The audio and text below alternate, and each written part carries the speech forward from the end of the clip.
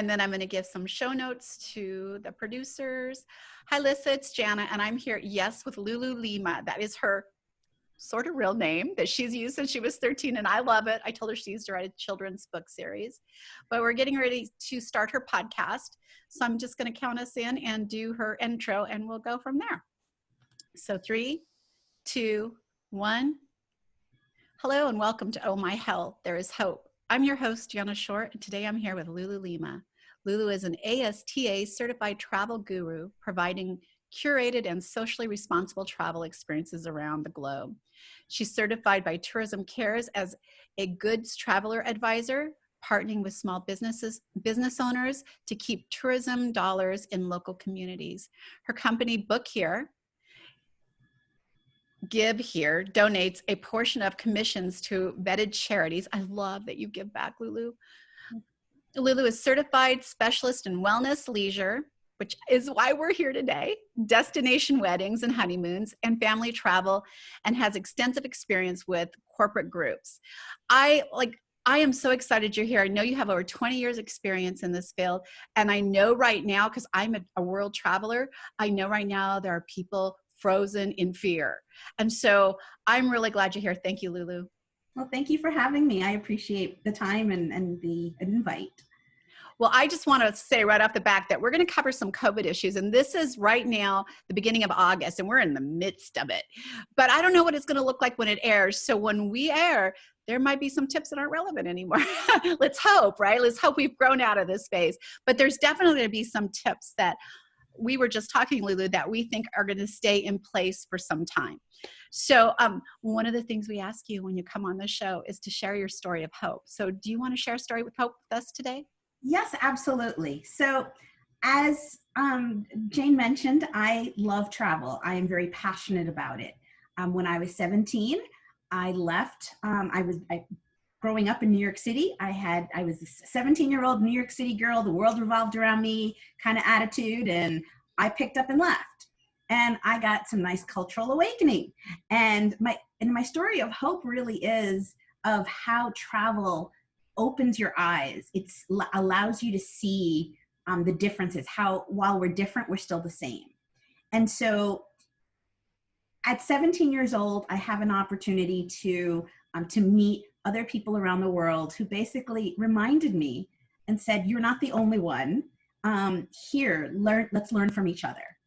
And that to me allowed me to grow up, made me who I am today, right? That was the foundation of my adultness. And so having that experience, being able to travel around Europe at 17 and backpack and train it all the way around. It was an awesome experience overall. I have met people from around the world that are still friends with me today. And so I think that is an amazing testimony to what travel really does to someone. It allows them to be more peaceful, more mindful, more tolerant. And we all need that. And on top of that, it's all that wellness, because wellness it's intricate in travel. It's a mind, body, spirit revelation. And I truly believe that we're in that area of life where now, because COVID has come in, it's 2020, right? It doesn't matter when you're listening to this. Life has changed.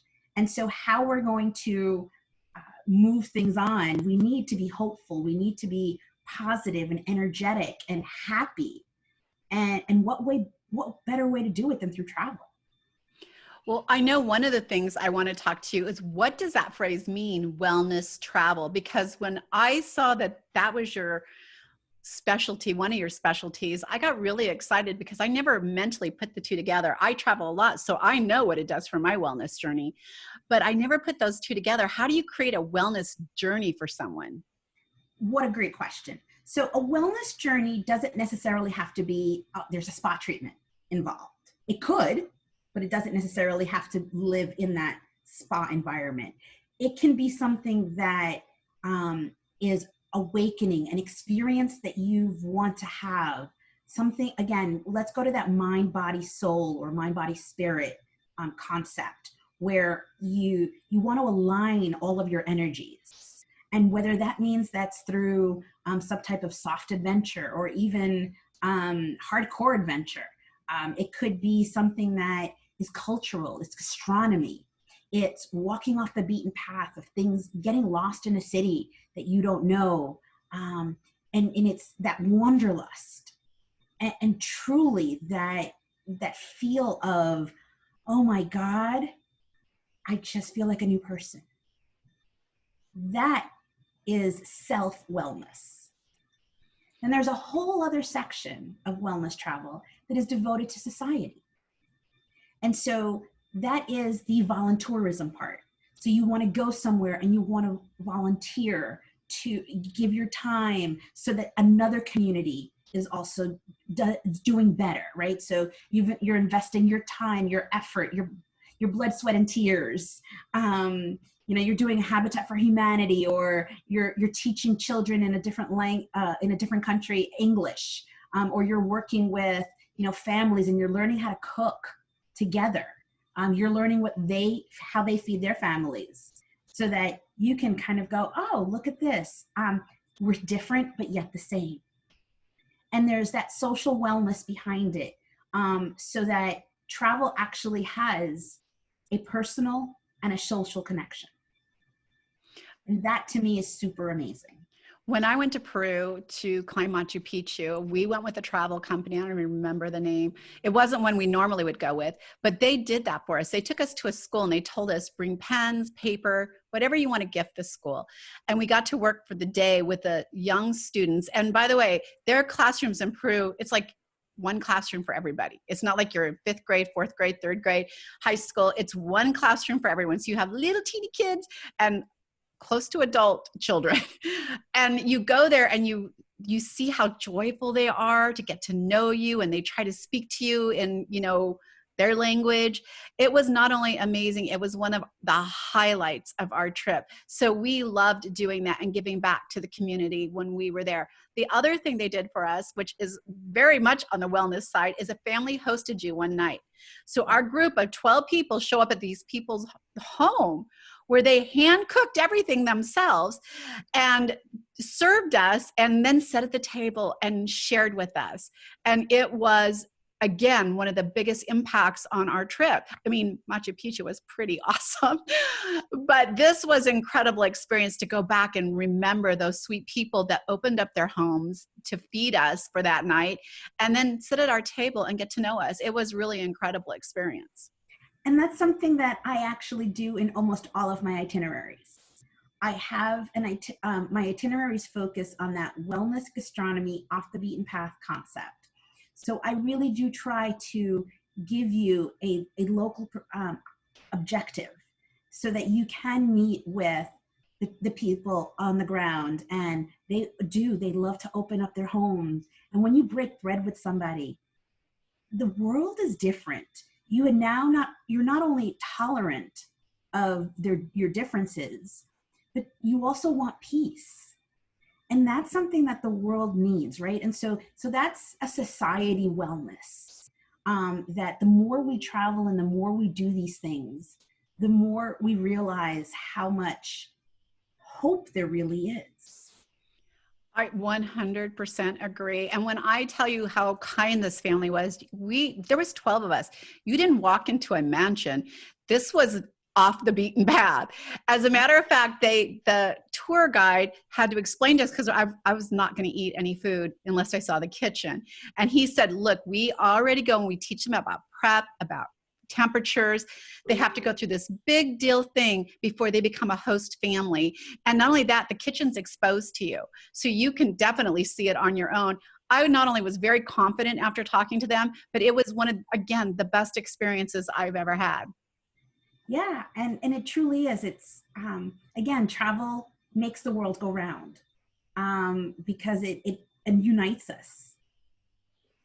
And there's nothing better than having that message of hope and of clarity, than focusing on travel. And so now that, going back to this whole COVID thing, like, oh my God, it's restricted us. How do we travel safely? because you can. I did it. Oh, that's right. You just got back from Mexico. That's right. And I'm headed on another trip real soon. So there's nothing to be afraid of in regards to travel. Everybody has their reservations. I totally understand. And I guide everyone and tell them, if you're not sure if you are ready to check into a hotel, why don't you try a hotel for a few hours? You don't have to buy a full day. There's a product that's called Hotels by Day that you can actually just buy a block of hours and go, and it's in my neighborhood. So I can see whether or not I'm comfortable. And if I'm not, A, it wasn't a lot of money that I spent. B, it allowed me to see what the check-in process is. What is the cleaning like, right? What do I feel comfortable? And so that way, if you're not, you can return home. But if you are, you're just taking a break from your life. And that's a short piece of wellness. We were supposed to go to Amsterdam in March to see the tulips, and it was canceled. But I'll tell you what, had it not been canceled, I still would have got on that plane. Oh. I still would have went. I would have taken a chance, yes, but I don't let things stop me from creating life and memories and experiences. And I love that. And I wished more people were like that. Because I am the same way. I practice what I preach. That's why I went to Mexico. I actually did a whole quick series of, here's me at the airport. This is what it looks like. This is me after security. This is me changing planes. This is me, arriving into Mexico. Look, they sanitized my luggage from here to here. I switched hotels. I'm showing you, how is the food being served? All of those moving pieces, right? So all of that is important so that you can feel it and you can see it. And I can give you a firsthand account because I truly believe that the more I travel and you see that I come home and I'm safe and I'm healthy, you're going to want to do the same because you're going to realize there's more of us going in that direction. So I love, Jana, how that you are so willing to just say, you know what, I'm going to hop on that plane anyways. And 8 hours really isn't that long of a time. And if you believe it or not, most of the airlines, I won't talk about the low fare carriers, but we'll talk about the general public ones. Their HIPAA filters and in their airplanes are probably more sanitary than the ones that we have in our homes. I would believe that. How often do we change ours? Well, I change mine every 3 months. Okay, but the average person, right? And the planes, they change them a lot more often than 3 months. So, I mean, just kind of keep that in your thought process. I love travel. I think that it is when people ask me what I'm passionate about, what I love doing in my spare time, it's always travel because I've made some really great connections. I've made some really great memories. And one of the things that I wanted to talk about is because I'm doing what I'm doing, because I'm an influencer and stuff, we do retreats. And I know a lot of my clients do retreats and we had to put them all on hold because it was hard to get Airbnbs. People were scared to travel and you just wanted to take that fear from them and just say, well, we'll just wait. But do you think that's going to come back? Is that something that you book, that experience with people? So if I say I have 20 women, I want to take on a retreat to Greece, but I've never been to Greece, it would be really hard for me to go scout it out on my own, find the right places, the right kind of stuff. But someone like LouLu does have those connections. And I thought I was going to price my clients out. The truth of the matter is when she's figured this out, sometimes it's even less than you could have gotten it on your own. And so there's a whole big thing behind that. Pre-COVID, I spent 9 out of 10 months traveling, meeting local vendors on the ground so that they're the small business owners like you and I, so that travel remains sustainable and equitable. So I want to make sure that the tourism dollars are going to the destination to keep them sustainable. But at the same time, I need to make sure that it's something that we all can afford. So as you mentioned, yes, I'm doing these retreats. I actually have a corporate retreat that is happening now in the month of August as we're filming in California. And so, Yeah, and these guys were originally supposed to go in March. You know, obviously everything shut down. They rescheduled for August, and they said, we're doing this, and it's happening. And so it really is, it's about a culture. If you're afraid to travel, I understand and I respect that. That's why there's virtual. And for those of you guys who are not afraid, who are tired of your own four walls, it's time to travel, because it's going to make you feel so much better. I hadn't traveled before my trip. I was home since mid-January, and I left on my trip in mid-July. Those 7 months that I was home, all I wanted to do was go, oh my God, I need a different view. And when I went, I came back whole, brand new person. And that's the message of hope, right? Travel gives us hope. And so I want to kind of, say that. So those retreats, you guys do it wherever in the world you want to do it. I have eyes and ears on the ground everywhere. Well, one of the things I want to talk to you about, because you just got back from Cancun, Mexico is my husband's and my favorite place to go. We go every year. Sometimes we're in Cancun, sometimes we're in Cabo. They have a boat in Playa del Rey, so sometimes we're in Playa del Rey. But we love Mexico. And here's what I hear in California. It's a quick 2-hour flight, a little longer to Cancun, but it's a quick flight and you can be back, the same day if you needed to be, but we try to stay longer than that. But I hear people say, it's dirty, you'll get sick, it's not safe. These are California people that are close to it. And I've gone there for 40 years. We've gone every year for almost 40 years. And I have never been or felt unsafe. I have never gotten sick there, not once. People are afraid you can't drink the water. Well, yeah, you probably wouldn't want to get a glass of water from the street vendor, but the hotels are completely safe. Yes. Right? And one time, one of my friends left her hotel room door open because she wanted to cross breathe. She was hot. And the service people were right there. You're not safe. We have to close your door because if you go to sleep, we want to make sure that you're secure. They were just so kind. I have never met a kinder group of people. And that's why we go every year. We just love it. The Mexican people are amazing. They're hospitable to no terms. I mean, they're just, it's infinity in terms of their level of hospitality and they caring. And they're very much about taking care of us. I felt safer when I was in Mexico at the resorts than I do here in my own backyard. And I'm in Austin, Texas. And not to say that Austin is a bad place, just like California is not a bad place, but these images of dirty and, it's the crime and this and that. Look, we've got everything in our own backyards. Just take a look. Are there certain neighborhoods in your own backyard that you won't go to? Are there certain places where you wouldn't be caught dead at whatever hour? You're going to find that no matter where you are in the world. Keep your head on your shoulders. Keep your common sense, and you'll be good, and you'll be fine. The resort areas where you're going, or even when you're on an excursion with a private guide or anything along those lines, you're fine. They're not going to take you to places that you shouldn't be in. They're not going to endanger you. If you deviate from what from these areas, even if you're off the beaten path, as long as you have somebody that's local that can guide you, you're going to be perfectly fine.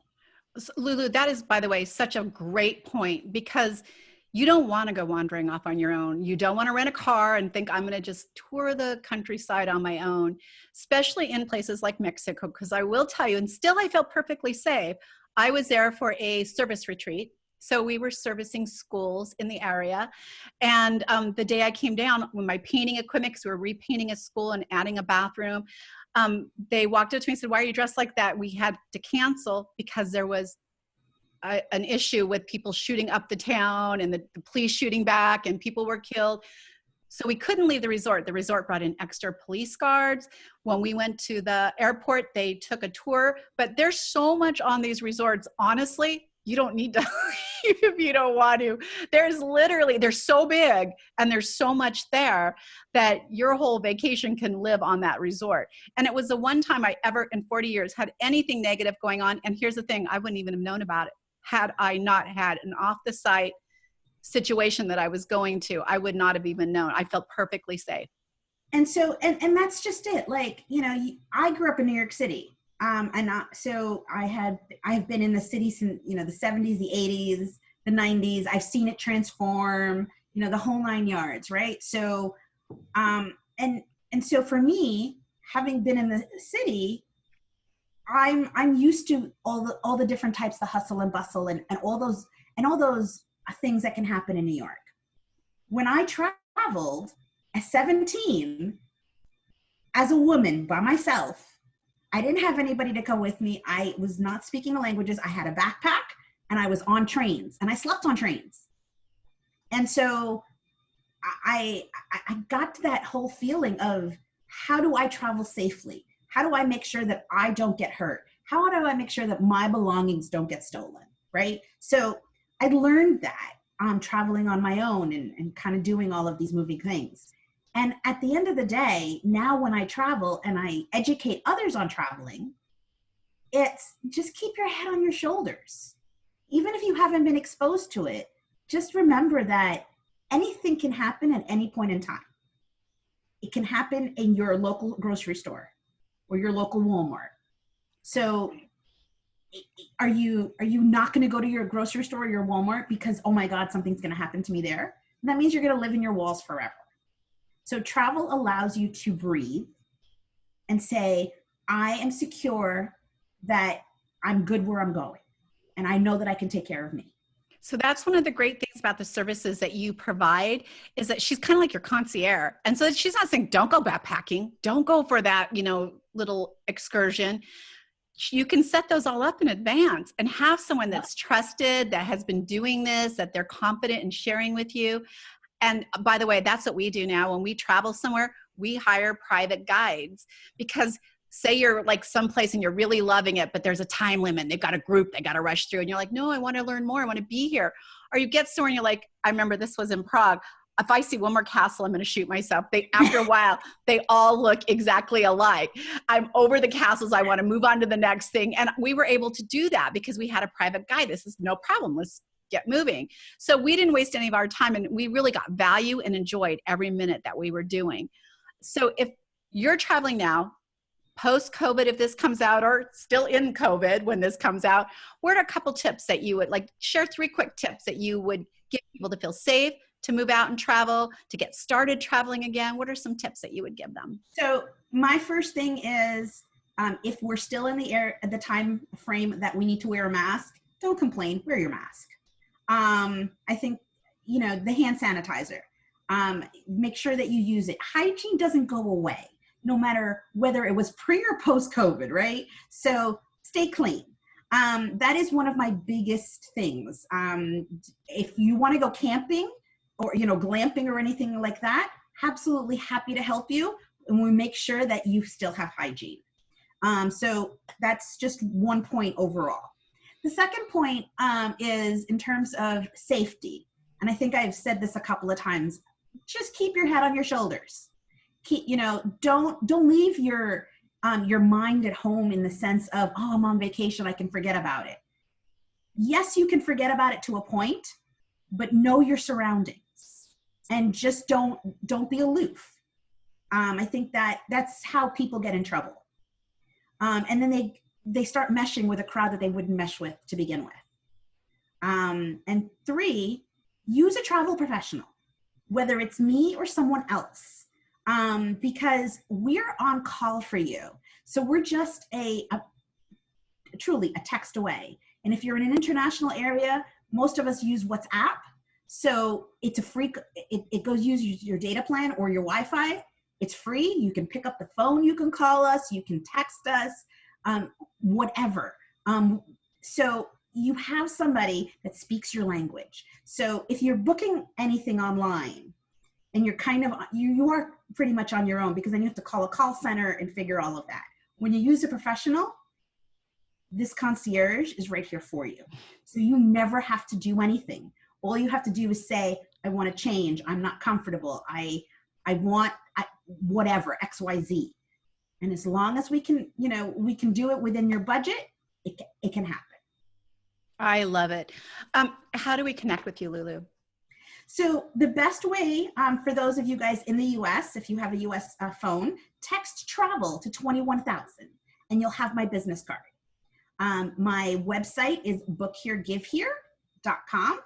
So 4 words, real simple, and it's all about charitable give back through travel, right? So combining my passion of philanthropy and travel together.